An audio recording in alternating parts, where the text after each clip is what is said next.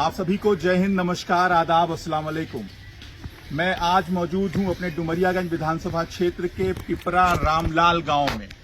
और जो आप इस समय जो ये विध्वंस की तस्वीरें देख रहे हैं, ध्वस्तीकरण की तस्वीरें देख रहे हैं, जो मलबा देख रहे हैं, दरअसल ये मलबा किसी इमारत का मलबा नहीं है। ये बाबा साहब भीमराव अंबेडकर जी का संविधान ढहाया गया है।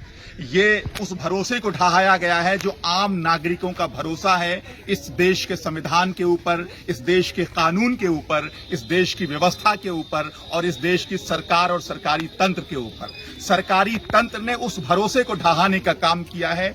जी हां, पिपरा रामलाल में यहाँ की इंतजामिया कमेटी को अंधेरे में रख के, यहाँ के आम नागरिकों को अंधेरे में रख के जिस तरह से इस ध्वस्तीकरण की कार्रवाई को अंजाम दिया है, उसने निश्चित रूप से एक बार फिर से इस बात पर मोहर लगा दी गई है कि सरकार के संरक्षण में भारतीय जनता पार्टी के हारे हुए विधायक राघवेंद्र प्रताप सिंह डुमरियागंज के मुसलमानों का हौसला तोड़ना चाहते हैं, मनोबल गिराना चाहते हैं।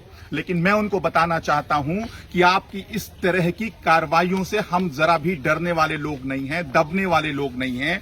हम कल भी संविधान पर भरोसा करते थे, देश के कानून पर भरोसा करते थे, आज भी कर रहे हैं और हमेशा करते रहेंगे। हमको पता है कि अगर ताकत किसी गलत हाथ में चली जाती है तो इसी तरह का अंजाम होता है। अगर बंदर के हाथ में उस्तूरा चला जाए तो किसी का गला भी कट सकता है, किसी का कान भी कट सकता है। और आज डुमरियागंज में यही उदाहरण चरितार्थ हो रहा है कि आपके हाथ में पावर है तो आप जो प्रशासनिक ताकत का जो पावर है उसका गलत इस्तेमाल किस तरीके से यहां पर किया जा रहा है वो साफ साफ देखा जा रहा है। कल देर शाम से यहां पर समाजवादी पार्टी के लोग इकट्ठा हुए।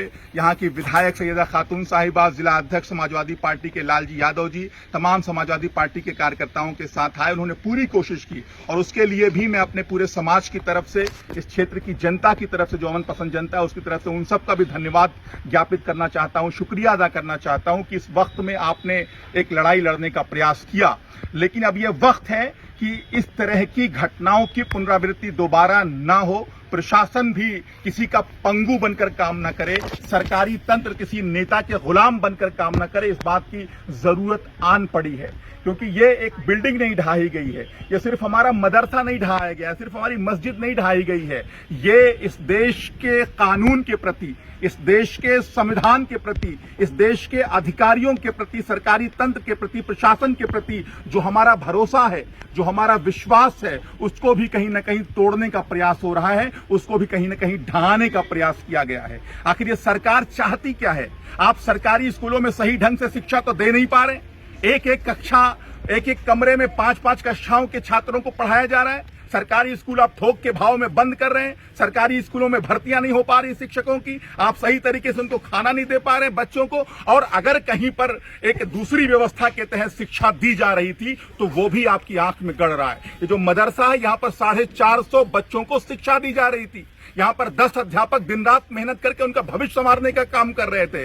लेकिन भारतीय जनता पार्टी की सरकार जो सबको जाहिल देखना चाहती है, अनपढ़ देखना चाहती है, बेरोजगार देखना चाहती है, गरीब देखना चाहती है, कमजोर देखना चाहती है, उसने इस स्कूल को ढहा दिया, इस मदरसे को ढहा दिया, उन 450 बच्चों के भविष्य को अंधेरे में डालने का काम किया है। क्योंकि ये सरकार चाहती है कि लोग अनपढ़ रहें, गंवार रहें, जाहिल रहें और वो अपने हक और हुकूक की आवाज को उठाने ना पाए।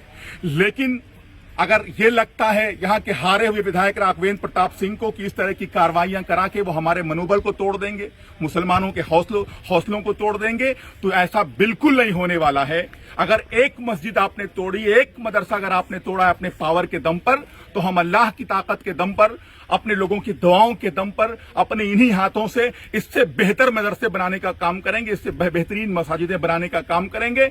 और देश के संविधान पर भरोसा रखते हुए, गंगा जमनी तहजीब पर भरोसा रखते हुए, मिलीजुली संस्कृति पर भरोसा रखते हुए हम मोहब्बत का पैगाम आम करते रहेंगे। आप हमारे घर गिराइए, दुकान गिराइए, हमारे खानखाहों को गिराइए, हमारे मदरसों को गिराइए, हमारी मसाजिदों को गिराइए, हमारे हौसले को तोड़ने की कोशिश कीजिए। लेकिन याद रहे राघवेंद्र प्रताप सिंह, आप नफरत की वजह से ऐसा कर रहे हैं। हम अपने क्षेत्र के अमन पसंद हिंदू भाइयों से किसी भी कीमत पर नफरत करने वाले नहीं हैं। हम कल भी मोहब्बत का पैगाम लेकर चल रहे थे, हम आज भी मोहब्बत का पैगाम लेकर चलेंगे। और रहती दुनिया तक हम मोहब्बत का पैगाम लेकर चलेंगे, क्योंकि हमारा इस्लाम, हमारी शरीयत, हमारे रसूलुल्लाह सल्लल्लाहु अलैहि वसल्लम हमको सिर्फ मोहब्बत करना सिखाते हैं, नफरत करना नहीं सिखाते हैं। नफरत आपको मुबारक हो, मोहब्बत हमको मुबारक हो।